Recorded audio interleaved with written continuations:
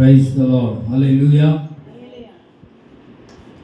గట్టిగా రెండు చేతులు పైకెత్తి ఒకసారి ప్రభుని స్తుతిద్దాం. దేవునికి మహిమ కలుగును గాక. హల్లెలూయా. మన ప్రభు అయిన యేసుక్రీస్తు నామములో ఈ పునరుద్ధానపు ఆరాధనకు చేరుకుని వచ్చిన మీ అందరికి కూడా ప్రభు నామంలో అందరికి వందనాలు. దేవునికి స్తోత్రాలు. దేవుడు మిమ్మల్ని అందరినీ దీవించును గాక. మరొకసారి 7వ మాసంలో ఈ పునరుద్ధానపు దినాన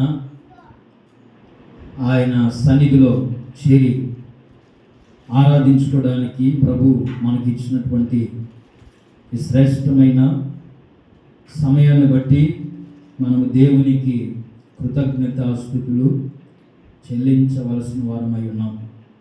దేవుడు మన జీవితంలో ఎన్నో మేలు చేశారు. ఎన్నో ఆశ్చర్యమైనటువంటి కార్యాలు మన పట్ల చేశారు. కష్టాల్లో, బాధల్లో, శ్రమలలో తోడుగా నిలిచి మన అవసరాలు తీర్చి ఎందరికో లేనటువంటి ఈ భాగ్యాన్ని దేవుడు మనకు అనుగ్రహించాడు. అందుని బట్టి దేవునికి మహిమ కలుగును గాక. హల్లెలూయా. కొద్ది నిమిషాలు దేవుని వాక్యాన్ని మనం ధ్యానం చేసుకుందాం. చాలా చక్కగా దేవుని మాటలు ఆలకించాలని, శ్రద్ధగా వినాలని ప్రభు పేరట నేను మీకు తెలియజేస్తున్నాను. అపోస్తల కార్యాల గ్రంథం బైబిల్ ఉన్న వారందరూ కూడా తెరిచి చూడండి, చదవండి.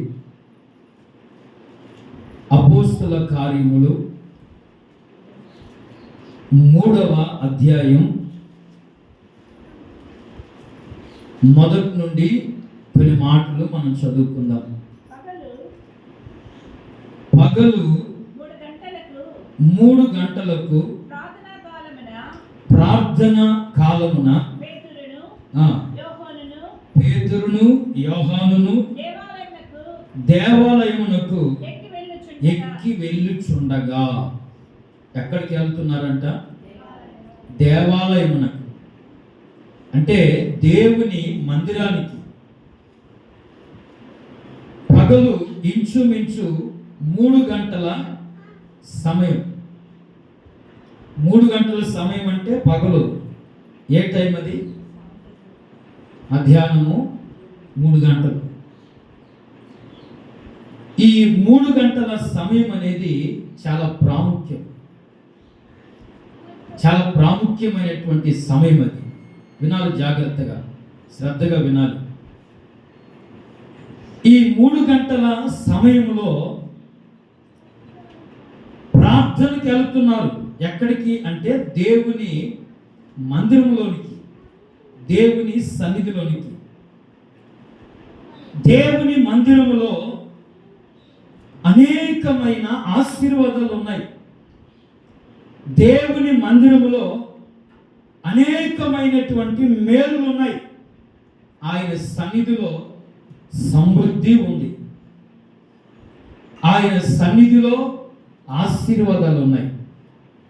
అందుకే భక్తుడు అంటారు, దావీదు భక్తుడు అంటున్న మాట, నీ ఆవరణములో 1 దినము గడుపుట 1000 దినముల కంటే శ్రేష్టము. దేవుని మందిరములో ఉన్నటువంటి ఆశీర్వాదాన్ని గుర్తించాడు దావీదు గారు. దేవుని మందిరములో అనేకమైనటువంటి మేలులు ఉన్న అనే సంగతి తెలుసుకున్నాడు. అందుకే ఆ మాట రాయగలిగాడు. నీ ఆవరణములో 1 దినం గడిపితే చాలయ్యా. 1 దినం నీ సన్నిధిలో గడిపితే ఎంతో మేలు. ఎందుకంటే ఆయన మందిరమందు నివసించువారట ధన్యులు అని పరిశుద్ధ గ్రంథంలో రాయబడి ఉంది. ఆయన మందిరమందు నివసించువారు ధన్యులు. ఆయన ఆవరణంలో 1 దినం గడుపుట ఎంతో శ్రేష్టం. ఈరోజున చాలా మంది దేవుని సన్నిధికి రావటానికి కష్టపడుతూ ఉంటారు, ఇబ్బంది పడుతూ ఉంటారు. దేవుని సన్నిధిలో ప్రవేశించి దేవుని ఆశీర్వాదాలు పొందుకోవడానికి చాలా ఇబ్బందిగా అనిపిస్తూ ఉంటుంది కొంతమందికి. అయితే దేవుని బిడ్డలారా, ఇక్కడ మనం గమనించవలసినటువంటి విషయం ఏంటంటే, పగలు 3 గంటల సమయమున ప్రార్థన కాలం అని రాయబడి ఉంది. ప్రార్థన కాలమున పేతురును యోహానును దేవాలయమునకు ఎక్కి వెళుచున్నారు. ఇక్కడ ఒక సందర్భాన్ని మీరు గమనించాలి. చాలా మంది, వారు మాత్రమే కాదండి, పేతురు యోహానులు మాత్రమే కాదు, వారితో కూడా అనేకులు దేవాలయంలోనికి ప్రార్థన చేసుకోవడానికి, మందిరములో కలుసుకోవడానికి, దేవుణ్ణి స్తుతించుటకు, దేవుణ్ణి ఆరాధించుటకు, దేవుని సన్నిధిలో వారి ప్రతి అవసరాలన్నీ కూడా దేవునికి చెప్పుకోవడానికి, వారి కష్టం ఏంటో, వారి సమస్యలు ఏంటో, వాళ్ళ బాధలేంటో, బలహీనతలేంటో సమస్తము కూడా దేవునికి తెలియచేసుకోవడానికి ఆ టయాన, ఆ సమయాన మందిరంలోకి వెళ్తున్నారు. శృంగారం అనబడినటువంటి దేవాలయంలోనికి బైబిల్లో రాయబడి ఉంది. శృంగారం అనబడినటువంటి దేవాలయంలోనికి వెళుతున్నారు.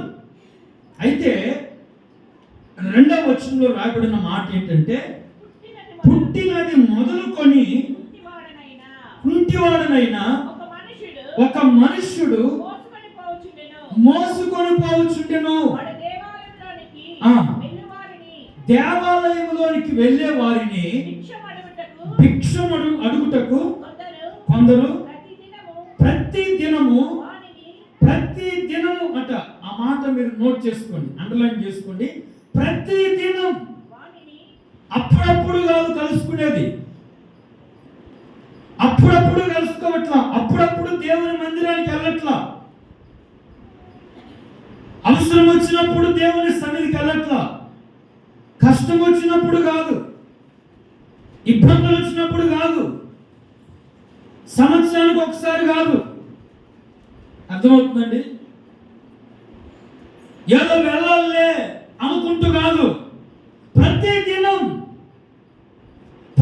దినం కొందరు పుట్టినది మొదలుకొని కుంటివాడైనటువంటి ఒక మనుష్యుణ్ణి దేవాలయంలోకి తీసుకుని వెళ్తున్నారు. అంటే ప్రతి దినం దేవుని మందిరంలో ఆరాధన లేక ప్రార్థన సమయం జరుగుతుంది. ప్రతి దినం దేవుని మందిరంలో కలుసుకుంటున్నారు ప్రజలు, ప్రతి దినం దేవాలయంలో కూడుకుంటున్నారు ప్రజలు ప్రార్థన చేసుకోవడానికి, దేవుని ఆరాధించుకోవడానికి, దేవుడు చేసినటువంటి ప్రతి కార్యమును తలంచుకొని ఆయన్ను స్తుతించుటకు, ఆయన నామాన్ని ఘనపరచడానికి ప్రతి దినం కలుసుకుంటున్నారు. ప్రతి దినం అతన్ని తీసుకుని వెళ్ళి దేవాలయము బయట కూర్చొని పెడుతున్నారు. వచ్చిపోయే వాళ్ళందరినీ ఏం చేస్తున్నాడు ఈ వ్యక్తి?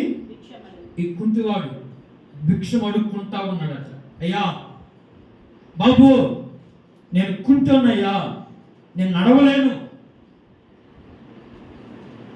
కాస్త ధర్మం చేయండి, పుట్టినది మొదలుకొని నేను కుంటోడిగా ఉన్నాను, నా కాళ్ళు నడవలేనటువంటి పరిస్థితిలో నేను జీవిస్తున్నాను, అయ్యా బాబు నాకు ధర్మం చేయండి అడుక్కుంటున్నాడట.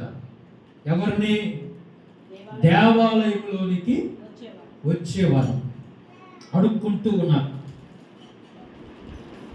కొందరు ధర్మం చేస్తూ ఉన్నారు, కొంతమంది ఏమీ పట్టించుకోకుండా వెళ్తున్నారు.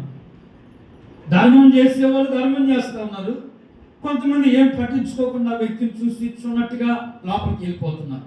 అయితే పేతురు యోహానులు దేవాలయంలోకి వెళ్తున్నారు. వీళ్ళు ఎవరు అంటే దేవుని చేత ఏర్పాటు చేయబడినటువంటి అపోస్తలులుగా పిలువబడుతున్నటువంటి దైవజనులు.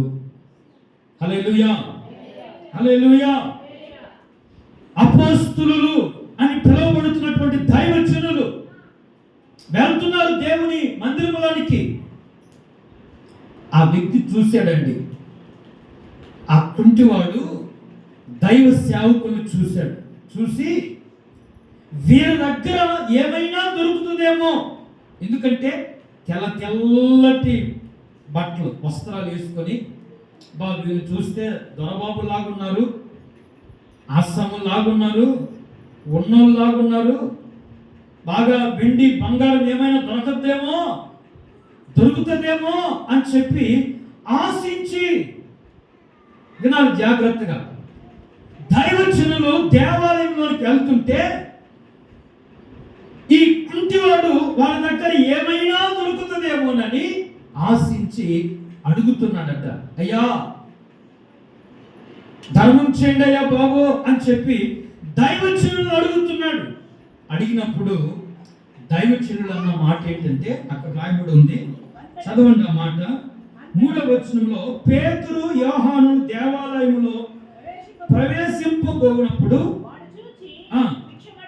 వాడు చూసి భిక్షమడుగగా పేతురును యోహానును వారిని తేరి చూసి మా తట్టు చూడమనిరి. వాడు వారి ఉంది ఏమైనా దొరుకునేమోనని కనిపెట్టుచు వాని యొక్క లక్ష్యం ఉంచెను. అంతటా పేతురు, అదిగో చూడండి, అంతటా పేతురు వెండి బంగారములు మా యొద్ద లేవు, మా యొద్ద వెండి బంగారం లేవయ్యా.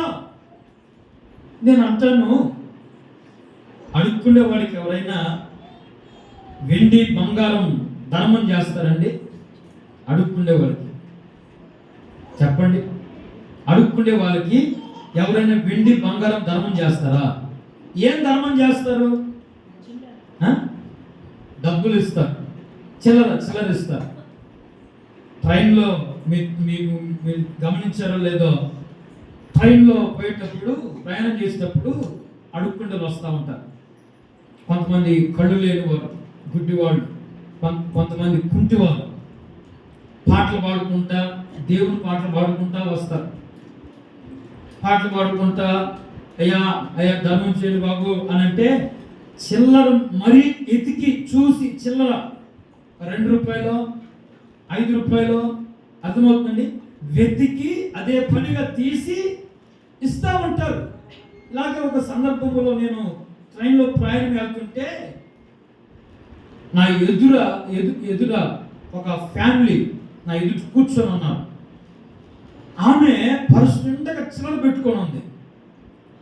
నేను ఎక్కడదా ఈ చిల్లర అని చెప్పేసి మనసు ఒప్పుకోలేక అడిగేసా, అమ్మా ఏంటి ఇంత చిల్లర ఉంది నీ దగ్గర అని అంటే, ఏం లేదయ్యా ఆమె చెప్పింది, ట్రైన్ ఎక్కిన కాడ నుంచి దిగేంత వరకు అడుక్కునే వాళ్ళు చాలా మంది వస్తూ ఉంటారు, వాళ్ళకి ధర్మం చేయటానికి ఇదిగో ఈ చిల్లర నేను తీసుకొచ్చుకున్నాను, ఈ చిల్లర తీసుకొచ్చుకున్నాను. పర్సు తీసి వచ్చిపోయే వాళ్ళందరికీ, అడుక్కునే వాళ్ళందరికీ 2 రూపాయలు వేస్తా ఉన్నాను. మీరు కావాలంటే కొన్ని సందర్భాల్లో టౌన్లోకి వచ్చి చూసినప్పుడు షాపుల ముందు, అంటే అంగళ్ళ ముందు కొంతమంది అడుక్కుంటా ఉంటారు. వాళ్ళ కోసమే ప్రత్యేకంగా టేబుల్ మీద పెట్టుకొని ఉంటారు చిల్లర. 2 రూపాయలు 5 రూపాయలు బిల్లలు పెట్టుకొని, ఒక ఆయన 5 రూపాయలు ఇచ్చి, అది 2 రూపాయలు తీసుకొని 3 రూపాయలు, 5 రూపాయలు బిల్లు ఇచ్చి 2 రూపాయలు తీసుకొని 3 రూపాయలు అని అంటున్నాడు. నాకు ఆశ్చర్యం వేసింది. నేను అక్కడ చూసినప్పుడు, ఇదేంటో నాయన, 5 రూపాయలకి ఏమొస్తాయి 5 రూపాయలకి? పిల్లలకి మనం 5 రూపాయలు ఇచ్చామనుకోండి, ఒప్పుకుంటారా? స్కూల్కి వెళ్తున్నాను, ఇదిగో 5 రూపాయలు తీసుకో, ఈ 5 రూపాయలు తీసుకొని ఖర్చు పెట్టుకో, చాక్లెట్ కొనుక్కుంటే ఒప్పుకుంటారా? ఏంటంటే 5 రూపాయలకి ఏమొస్తాయి? అమ్మి ఏంటి 5 రూపాయలకి ఏమొస్తాయి? నాకు 20 రూపాయలు, 50 రూపాయలు, నా ఫ్రెండ్స్ 50 రూపాయలు 100 రూపాయలు తెచ్చుకుంటున్నారు, నేను 2 రూపాయలతో ఏం చేసుకోవాలి? వాళ్ళు మంచి మంచి వస్తువులు కొనుక్కొని తింటూ ఉంటే నేను వాళ్ళ మొక్కల చూస్తూ ఉండాలనా? వాళ్ళ మొక్కల వైపు 2 రూపాయలకి 5 రూపాయలకి ఏమొస్తాయి అని 10 రూపాయలు 20 రూపాయలు తీసుకొని పోయేంత వరకు ఒప్పుకోరు. ఇతను 5 రూపాయలు ఇచ్చి 2 రూపాయలు తీసుకుని 3 రూపాయలు. ఎంత పిసినారితనమో అర్థమవుతుందండి. అలాంటి పిసినారితనం వాళ్ళు ఈ లోకంలో ఉన్నారు కాబట్టి అభివృద్ధి చెందలేకపోతుంది. ఎవ్వరు కూడా అడుక్కుండే వాళ్ళకి చిల్లరేస్తారే తప్ప వెండి బంగారం ఎవరు కూడా వేయరు. టైంలో ఆమె వచ్చిపోయే వాళ్ళందరికీ చిల్లరేస్తుంది. నేను అన్నాను, మా నీ దగ్గర చెవులకి ముక్కులకి మొఖాన్ని నిండగా బంగారం ఉంది కదా, అది వేయచ్చు కదంటే, బంగారం విలువ ఎంత తెలుసయ్యా నీకు? సవరు బంగారం ఎంతో తెలుసా? ఇప్పుడేదో చెప్తున్నారు, ఒక సెవరు కొంటే 1 గ్రామ్ బంగారం కొంటేనంట 1 గ్రామ్ వెండి ఫ్రీ అంట. అబ్బా ఇదే ఛాన్స్ అని చెప్పేసి వెళ్తారు కొంతమంది, పరుగులు చేస్తాం. సరే 1 గ్రాము బంగారం ఆ అడుక్కునే వారికి వేయిపోయావా? 1 గ్రాము కూడా అడుక్కునే వాళ్ళకి బంగారం లాంటివి ఏవి కూడా వేయరు.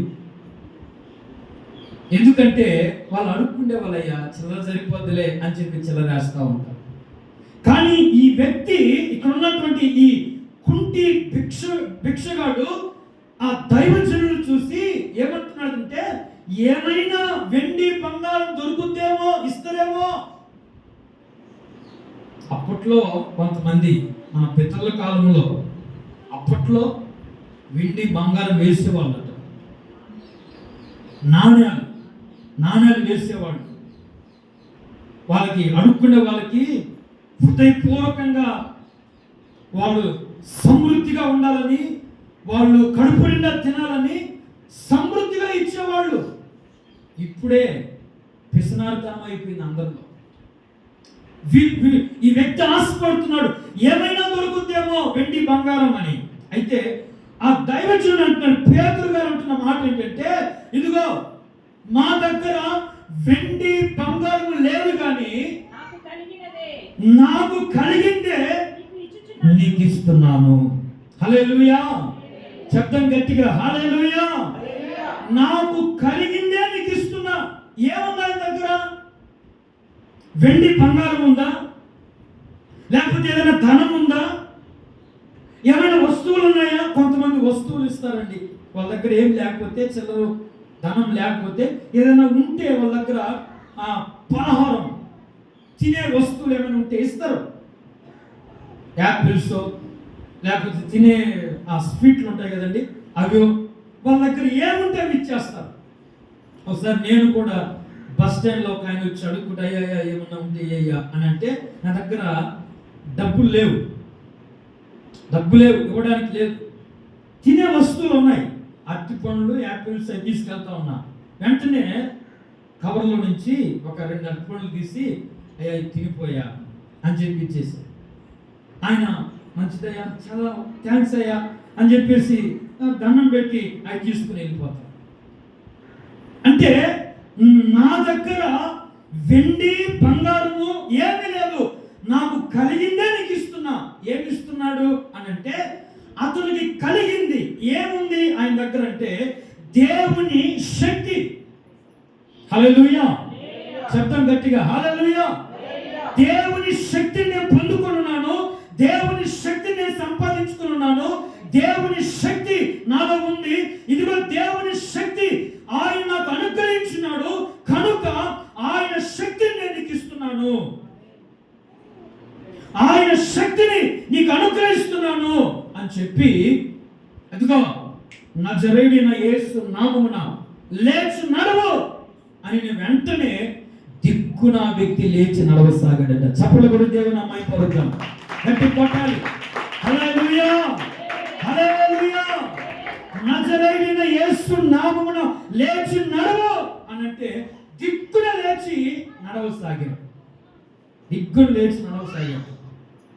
ప్రియమైన దేవుని బిడ్డలారా, ఈ వ్యక్తి ఎప్పటి నుండి కుంటివాడు అంటే పుట్టినది మొదలుకొని కుంటివాడిగా బ్రతుకుతున్నాడు. పుట్టినది మొదలుకొని కుంటివాడిగా జీవిస్తున్నాడు. ప్రతిరోజు అడుక్కుండే పరిస్థితే. ప్రతిరోజు ఎవరో ఒకరిని చేయాల్సి అడుక్కొని బ్రతికేవాడు.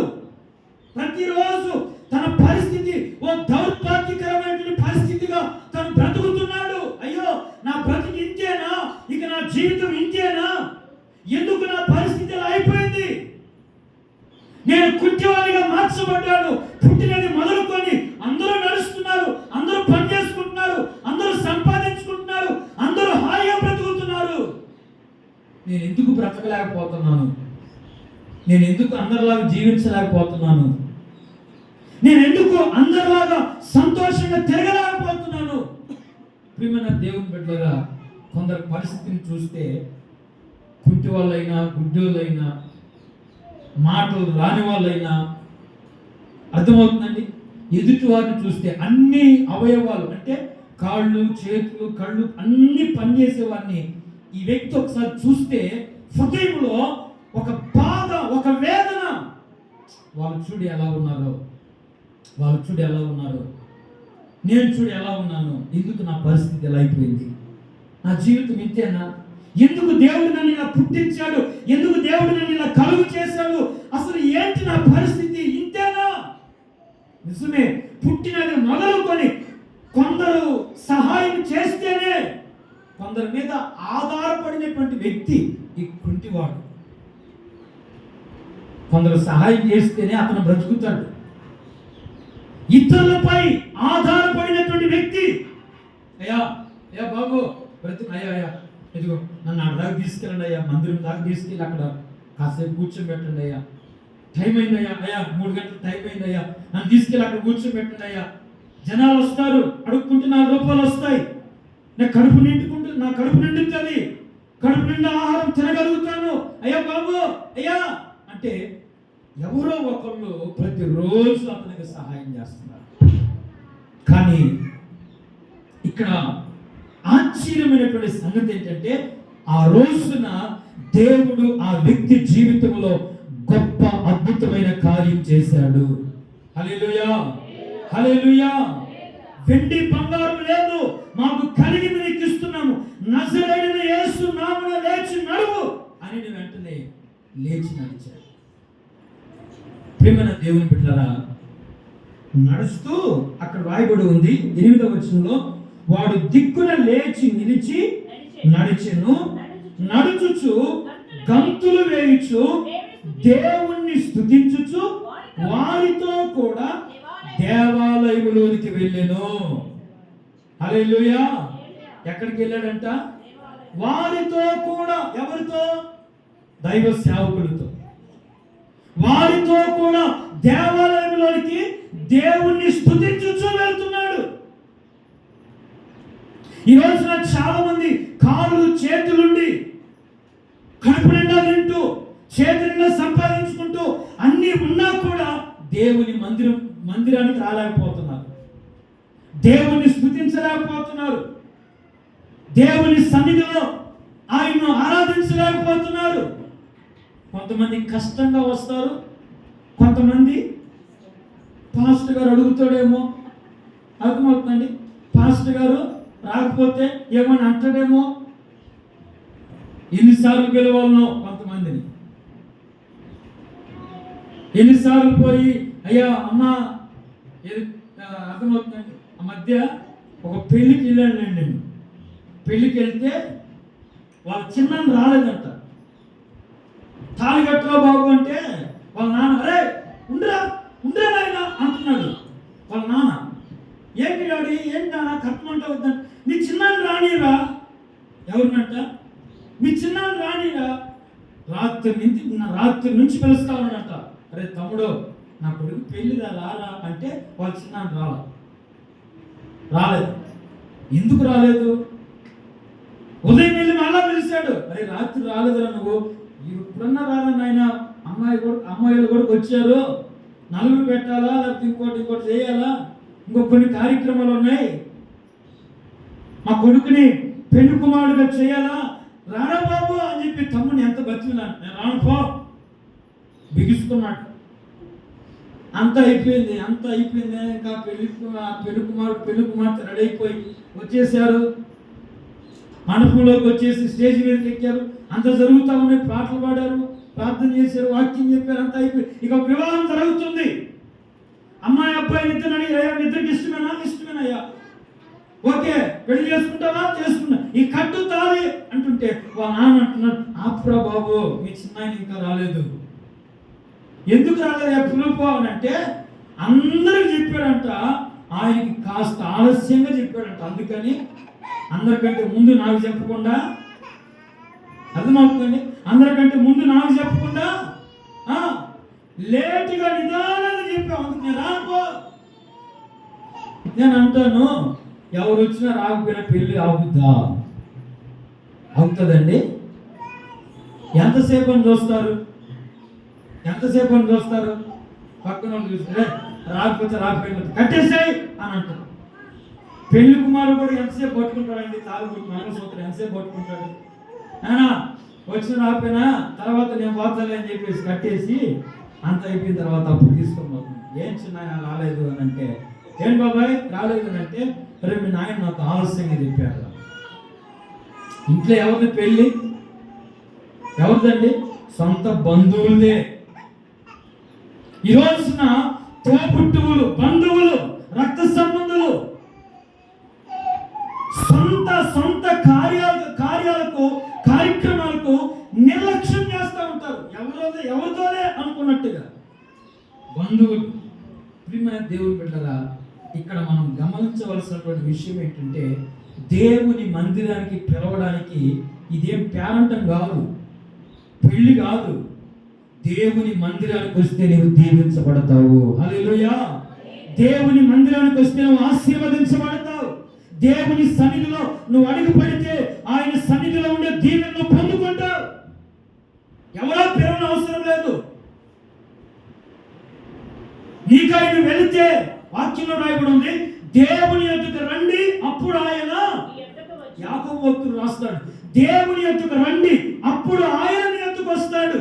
దేవుని యొద్దకు రాకుండా నన్ను దీవించయ్యా, నన్ను ఆశీర్వదించయ్యా, నా కష్టాలు తీర్చయ్యా, నా బాధలు తీర్చయ్యా, నా బలహీనతలు, నా సమస్యలు తీర్చయ్యా, నాకు అన్ని మేలు కలగాలి, నాకు అన్ని కష్టాలని తొలగిపోవాలంటే తొలగిపోతాయా?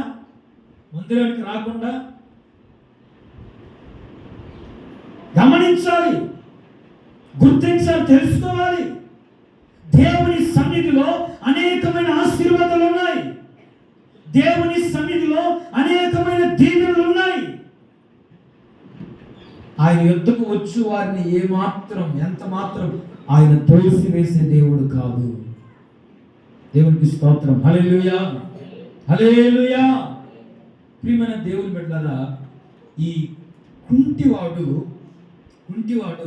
దేవాలయంలోకి వెళ్ళిన తర్వాత దేవుణ్ణి స్తుతిస్తూ వారితో కూడా కలిసి వెళ్తున్నాడు. ఇక్కడ ఒక విషయాన్ని మీరు చాలా జాగ్రత్తగా గమనించాలి. ఏంటంటే, ఈ కుంటివాడు దేవుణ్ణి స్తుతిస్తూ దేవాలయంలోకి వెళ్ళిన తర్వాత దేవాలయంలో ఉన్నటువంటి వాళ్ళందరూ కూడా, దేవాలయంలో అంటే దేవుని మందిరములో ఉన్న వాళ్ళందరూ అతను చూసి విస్మయం పొందారట. అంటే ఆశ్చర్యపడ్డారంట. ఇతనేనా?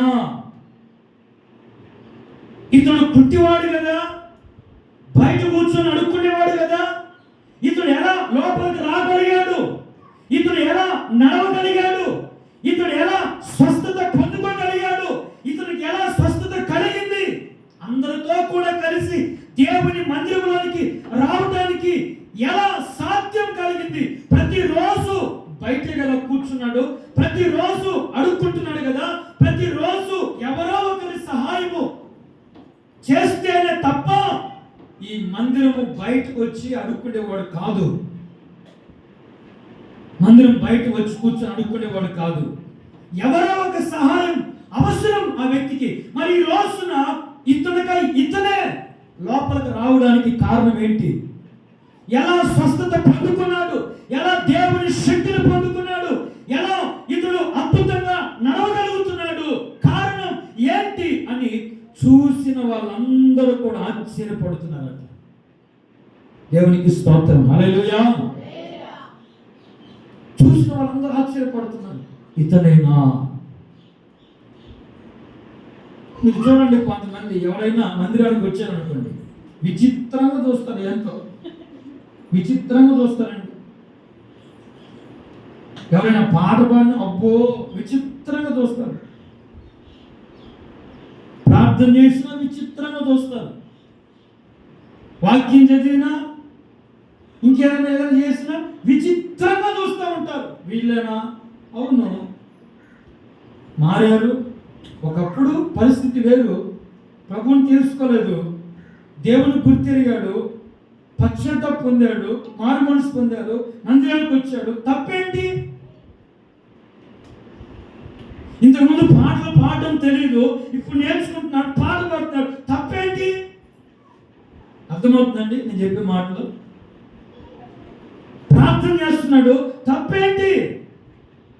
వాళ్ళు అనుకుంటున్నారు, అబ్బో ఊడిపడారు, పైనుంచి ఆకాశం ఊడిపడినట్టుగా చూస్తా, విచిత్రంగా చూస్తూ ఉంటారు.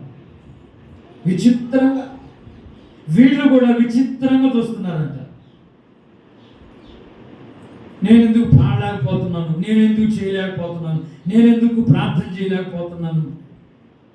అనేక సంవత్సరాలు వస్తున్నా కదా, అనేక సంవత్సరాల నుండి ప్రార్థనకు వస్తున్నా కదా, అనేక ప్రతి దినం దేవుని మందిరంలో కలుసుకుంటున్నాను కదా, మరి ఆశ్చర్యంగా చూస్తున్నారు. నాకు అనిపించింది, ఆ కుంటివాడు దేవుని శక్తిని లేక స్వస్థతను పొందుకోవడానికి కారణం వీళ్ళు కూడా. ఎవరంటే దేవాలయంలో ఉన్నటువంటి వారు స్వస్థత పొందుకోలేకపోవడానికి, లేక వాళ్ళ సమస్యల నుండి విడుదల పొందుకోలేకపోవడానికి, వాళ్ళ కష్టాల నుండి వాళ్ళ బాధల నుండి విడుదల పొందుకోలేకపోవడానికి గల కారణం ఏంటి? నాకు అనిపించిన ఆ మాటలు చదివినప్పుడు నాకు ఆలోచన వచ్చింది, ఈ వ్యక్తి మాత్రం, ఈ కుంటివాడు స్వస్థత పొందుకోవడానికి లేక దేవుని శక్తిని లేక దేవుని ఆశీర్వాదాన్ని పొందుకోవడానికి కారణం ఏంటి? వీళ్ళు దేవుని ఆశీర్వాదానికి లేక ఆ స్వస్థత విడుదల పొందుకోలేకపోవడానికి గల కారణం ఏంటి? వీళ్ళు ఆశ్చర్యంగా చూస్తూ ఉంటే అప్పుడు దైవజనుడు అంటున్నాడు, మీరు చదవన మాట, అపోస్తలుల కార్యములు 3వ అధ్యాయం 12వ వచనం చదువుకుందాం. పేతురు దీన్ని చూసి ప్రజలతో ఇట్లా, నేను ఇశ్రాయేలీయులారా, మీరు వీరి విషయమై ఎందుకు ఆశ్చర్యపడుతున్నారు? మా సొంత శక్తి చేతనైనను భక్తి చేతనైనను నడవని వీరికి బలమిచ్చినట్టుగా మీరెందుకు మా తట్టు తేరి చూచుచున్నారు? ఎందుకు ఆశ్చర్యపడి ఇదిగో తేరి చూస్తున్నారు మా తట్టు? ఇతని వైపు కూడా ఎందుకు విచిత్రంగా ఆశ్చర్యంగా చూస్తున్నారు? ఇది మా సొంత శక్తి చేత కలిగింది కాదు, మా సొంత బలము చేత కలిగింది కాదు. ఎవరి వల్ల కలిగిందంటే నజరేయుడైన యేసయ్య వల్ల కలిగింది. దేవునికి స్తోత్రం కలుగును గాక. హల్లెలూయా, హల్లెలూయా. ఏ యేసునైతే మీరు చంపారో, ఏ యేసునైతే మీరు హింసించారో, ఏ యేసునైతే మీరు సిలువ వేయమని చెప్పారో, ఆ నజరేయుడైన యేసయ్య శక్తి వల్లనే ఇది కలిగింది. కారణం ఎలాగా అనంటే 16వ వచనంలో రాయబడి ఉంది, చదువుకుందాం. 16వ వచనం చదువుకుందాం. ఆయన నామమందలి విశ్వాస మూలముగా, ఆయన నామమే మీరు చూచి ఎరిగి ఉన్న వీరిని బలపరిచెను. దేవునికి స్తోత్రం. హల్లెలూయా. శబ్దం గట్టిగా హల్లెలూయా. ఏ నామాన్నైతే మీరు దూషించారో, ఏ నామాన్నైతే మీరు అవమానపరిచారో, ఏ నామాన్నైతే మీరు చంపారో, ఏ నామాన్నైతే మీరు సిలువ వేశారో, ఆ నామమే ఇతన్ని బలపరిచింది. ఆ నామమే ఇతన్ని శక్తితో నింపింది, ఇతన్ని స్వస్థపరిచింది. కారణం ఏంటంటే ఆ నామమందు విశ్వాసం ఉంచాడు. హల్లెలూయా, హల్లెలూయా. వాక్యంలో రాబడిన 16 వచ్చి ఏమనంటే ఆయన నామమందలి విశ్వాసం మూలముగా, అంటే విశ్వాసం ఉంచాడు. ప్రతిరోజు వస్తున్నారు దేవుని మందిరంలోనికి, ప్రతిరోజు వస్తున్నారు దేవాలయంలోనికి, కానీ దేవుని యందు విశ్వాసం ఉంచలేకపోయారు. ప్రార్థనకు వస్తున్నారు, పాటలు పాడుతున్నారు, భక్తి చేస్తున్నారు, వాక్యం వింటున్నారు, కానుకలు వేస్తున్నారు, అంత బాగానే ఉంది, కానీ దేవుని యందు విశ్వాసం ఉంచారు. దేవుని యందు విశ్వాసం ఉంచట్లా. కానీ ఈ కుంటివాడు, ఈ అపోస్తలులు ఎప్పుడైతే ఇదిగో మా కలిగింది నీకు ఇస్తున్నామయ్యా, నజరేయుడైన యేసు నామమున లేచి నడువు అనంటే అతడు విశ్వాసముతో లేస్తున్నాడు, పైకి లేస్తున్నాడు. నడుస్తానా అయ్యా, నేను కుంటోనయ్యా, పుట్టినది మొదలుకొని కుంటోనయ్యా, నేను నడవలేను అనట్లా అంటున్నాడండి. రాయబడింది అక్కడ ఏమన్నా, నేను కుంటోనయ్యా, నేను నడవలేను, నాకు కాళ్ళు లేవు, నడవలేని పరిస్థితి నాది, మీరు నడవమంటున్నారు, నేను నడవలేనయ్యా అని చెప్పట్లా. ఎప్పుడైతే ఈ దైవజనులు, ఈ అపోస్తలులు యేసు నామమున లేచి నడువంటే ఆ యేసు నామం మీద విశ్వాసం ఉంచాడు ఆ వ్యక్తి. హల్లెలూయా. విశ్వాసం ఉంచాడు కనుకనే నడవగలిగాడు, దేవుని శక్తిని పొందుకోగలిగాడు. ఈ రోజున దేవుని మాటలు పెట్టినప్పుడు దేవుని బిడ్డలారా, ఎంతో కాలం నుండి భక్తి చేస్తున్నాం, ఎంతో కాలం నుండి ప్రార్థనకు వస్తున్నాం, వాక్యాన్ని వింటున్నాం, వాక్యాన్ని చదువుతున్నాం, అనేక రకాలుగా దేవుని సన్నిధిలో అనేక రకాలుగా మనం ప్రార్థన చేస్తున్నాం. అయినా దేవుని ఆశీర్వాదాన్ని లేక దేవుని శక్తిని మనం ఎందుకు పొందుకోలేకపోతున్నాం అంటే కారణం ఒకటి, దేవుని యందు చెప్పాలి, దేవుని యందు విశ్వాసం ఉంచలేకపోతున్నాం. కానీ ఆ వ్యక్తి ఆ క్షణాన దేవుని యందు విశ్వాసం ఉంచాడు. ఈ రోజున దేవుని యందు విశ్వాసం ఉంచగలిగితే నా దేవుడు నిన్ను స్వస్థపరుస్తాడు. హల్లెలూయా. స్వస్థపరచుటకు ఆయన శక్తి గల దేవుడు, నిన్ను ఆశీర్వదించుటకు ఆయన సమర్థుడు. దేవుని యందు విశ్వాసం ఉంచగలిగితే దేవుని ఆశీర్వాదాలు నీ సొంతమవును గాక, దేవుని ఆశీర్వాదాలను పొందుకొందువు గాక. దేవుని యందు విశ్వాసం ఉంచాలి. వ్యర్థమైన వాటి మీద విశ్వాసం ఉంచుతారు. వ్యర్థమైన వాటి మీద విశ్వాసం ఉంచినట్టు దేవుని నామం మీద, ఆయన మీద, జీవము కలిగిన దేవుని మీద విశ్వాసం ఉంచరు కొంతమంది. ప్రతిదానికి అది ఇది ఏదో చూస్తూ ఉంటారు, కానీ దేవుని నామం మీద విశ్వాసం ఉంచారు. ఎందుకు విశ్వాసం ఉంచలేకపోతున్నారు? దేవుణ్ణి విశ్వసిస్తే, దేవుని మీద విశ్వాసం కలిగి జీవిస్తే నీకు ఏదైతే నా జీవితంలో కలగదో అని నువ్వు అనుకుంటావో దేవుడు దాన్ని సాధ్యము చేయగలిగిన దేవుడు. హల్లెలూయా. ఖచ్చితంగా సాధ్యపరుస్తాడు. అందుకే వాక్యంలో రాయబడి ఉంది, దేవుని యొద్దకు వచ్చేవాడు ఆయన ఉన్నాడనియు ఫలము దయచేవాడనియు నమ్మవలేను కదా. నమ్మకుండా, విశ్వాసం ఉంచకుండా ఎంత కాలం నుండి నువ్వు భక్తి చేస్తున్నా, ప్రార్థన చేస్తున్నా, మందిరానికి వెళ్తున్నా, ప్రయోజనం. మొదట దేవుని మీద విశ్వాసం ఉంచడం నేర్చుకోవాలి. రెండవదిగా చూస్తే ఈ వ్యక్తి స్వస్థత పొందుకోవడానికి లేక ఆయన శక్తిని లేక దేవుని ఆశీర్వాదాన్ని పొందుకోవడానికి మరొక కారణం ఏంటంటే అదే అపోస్తల కార్యములు 3వ అధ్యాయం 20వ వచనం చదువుకుందాం. 20వ వచనం.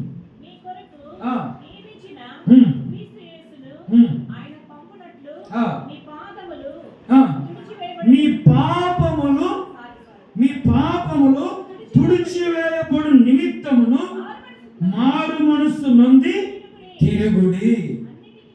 మారు మనస్సు నుండి తిరగాలి అంటే మనస్సుని, మారు మనస్సు అంటే ఏంటి? మనస్సుని మార్చుకోవటమే మారు మనస్సు. మారు మనస్సు అంటే మనస్సుని మార్చుకోవటమే. మారు మనస్సు అంటే ఏంటి అని విచిత్రంగా చూడడం అవసరం లేదు. మారు మనసు అంటే ఏంటి అని దాన్ని ప్రత్యేకంగా క్వశ్చన్ మార్క్ పెట్టి అది ఎట్లా ఉంటుంది అని ప్రత్యేకంగా భూతత్వంలో పెట్టి చూడడం అవసరంలా. మారు మనసు అంటే ఏంటంటే మనసుని మార్చుకోవటమే, పాపాలు ఒప్పుకోవటం, దేవునికి ఇష్టమైనటువంటి బిడ్డలుగా జీవించటం, దేవుని యొక్క అడుగుజాడలో నడవటం, చేయకూడనటువంటి పనులు చేయకుండా మానటం. అర్థమవుతుందండి? భక్తిగా ప్రతిదినం దేవుని యొక్క సన్నిధిలో కలుసుకోవటం. ఇంతకు ముందయ్యా ఎక్కడ పడితే అక్కడ తిరిగేవాడిని, ఇంతకు ముందు తాగి ఇష్టానుసారంగా నా ఇష్టం వచ్చినట్టు బ్రతికేవాడిని, ఇంతకు ముందు దౌర్భాగ్యమైన పరిస్థితి. ఇప్పుడు మార్పు చెందా అంటే మారు మనసు పొందాను, మార్పు చెందాడు. ప్రియమైన దేవుని బిడ్డలారా, మార్పు చెందడానికి మారు మనసు పొందడానికి ఒకటే సూచన, నాలో మార్పు కలిగింది అనడానికి ఒకటే సూచన వాక్యంలో రాయబడి ఉంది. 8వ వచనంలో ఏమని రాయబడింది అంటే, వాడు దిక్కున లేచి నిలిచి నడిచెను, నడుచుచు గంతులు వేయచ్చు, దేవుణ్ణి స్తుతిస్తూ వారితో కూడా ఎక్కడికి వెళ్ళాడంట? గట్టి చెప్పాలి, ఎక్కడికి వెళ్ళాడు? వారితో కూడా దేవాలయంలోనికి వెళ్ళాడు. హల్లెలూయా, హల్లెలూయా. మారు మనసు పొందినటువంటి వ్యక్తి దేవాలయంలోనికి వెళ్తాడు. అమ్మయ్య ఇంకా బాగుపడిపోయానులే, కాళ్ళు వచ్చాయి, ఇక నా ఇష్టానుసారంగా జీవించవచ్చు, ఎప్పుడు నేను సినిమా పోలేదు, ఎప్పుడు నేను శిఖరాలు పోలేదు, ఎప్పుడు నేను పలానా చోట పోలేదని చెప్పేసి తిరిగి తన ఇంటికి వెళ్ళిపోయాడా? ఇంటికి వెళ్ళా.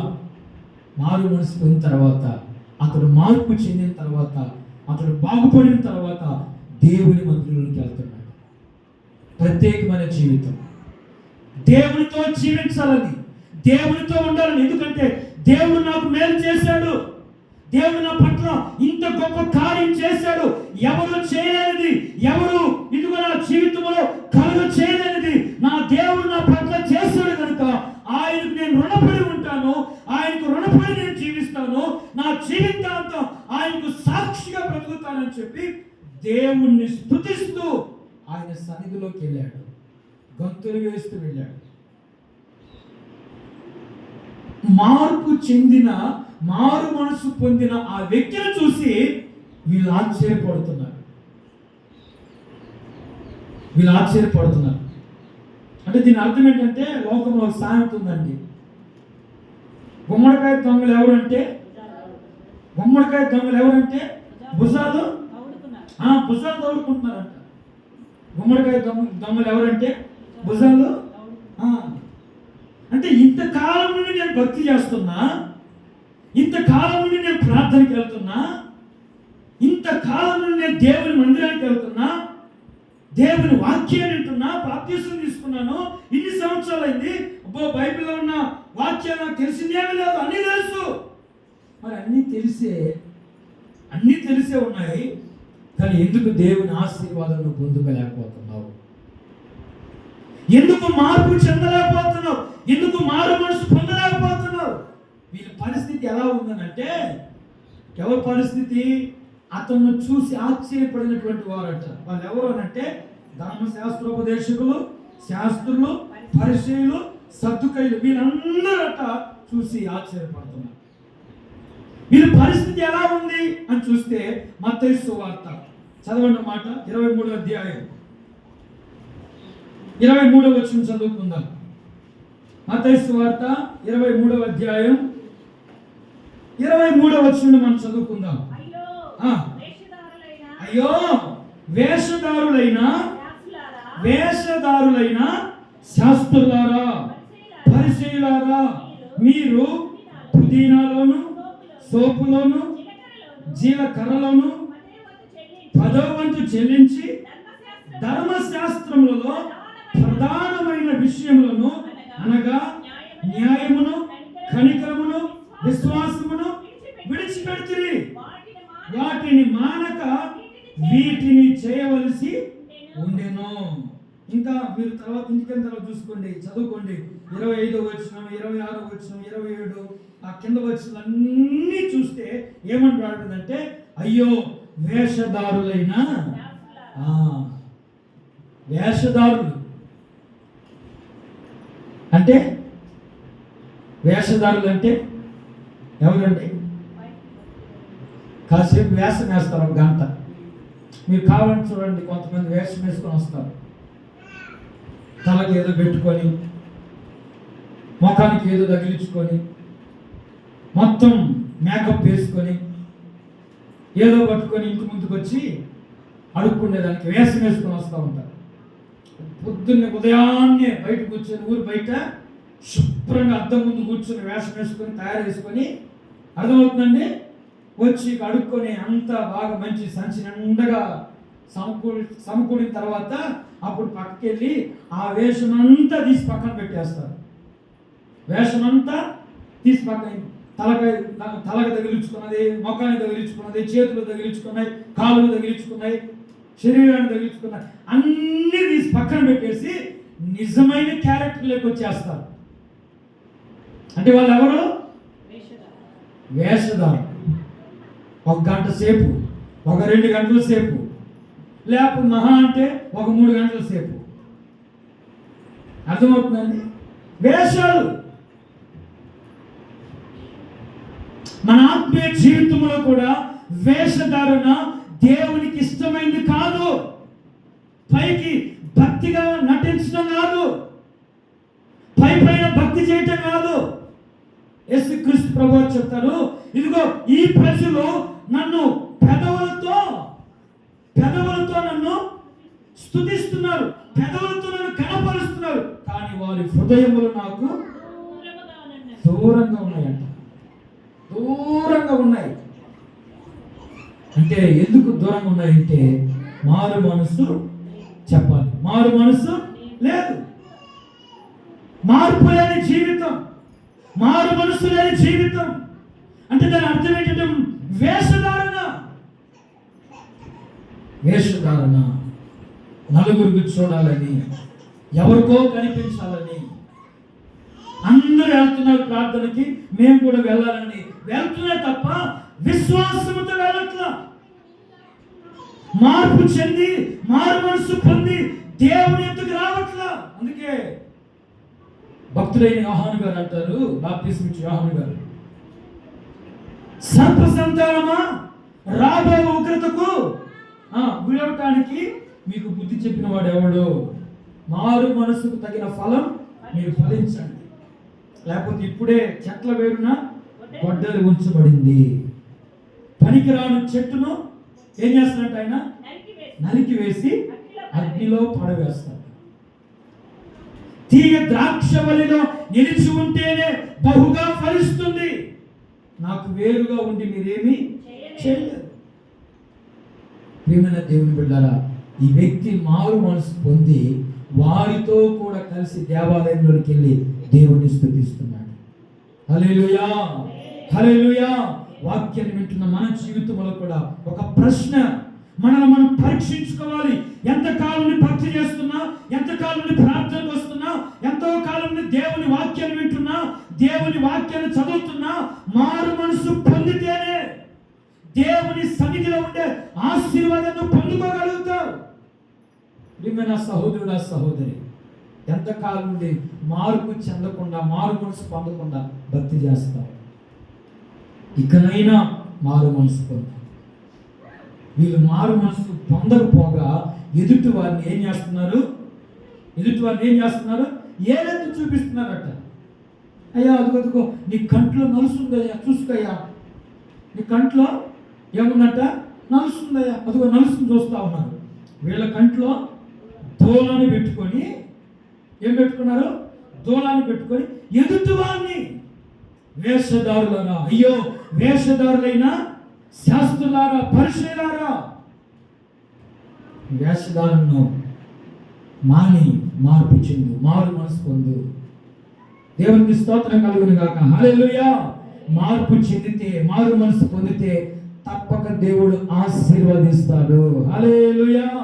మరొక్క మాట అక్కడ రాయబడి ఉంది, చివరిగా మాట చదువుకొని ముగించుకుందాం. అపోస్తల కార్యములు 3వ అధ్యాయం 23వ వచనం. ఆ ప్రవక్త మాట విననివాడు ప్రజలలో ఉండకుండా సర్వనాశనమగును. ఆ ప్రవక్త మాట విననివాడు. యోచన, చాలా మంది మందిరానికి వస్తున్నారు, దేవుని గుర్తెరిగారు, వాక్యాన్ని వింటున్నారు, వాక్యాన్ని అంతా బాగానే ఉంది, కానీ దేవుని మాట అనేకులు లేకపోతే చాలా మంది దేవుని మాటను ఆలకించలేకపోతున్నారు. వీళ్ళ పరిస్థితి కూడా అంతే.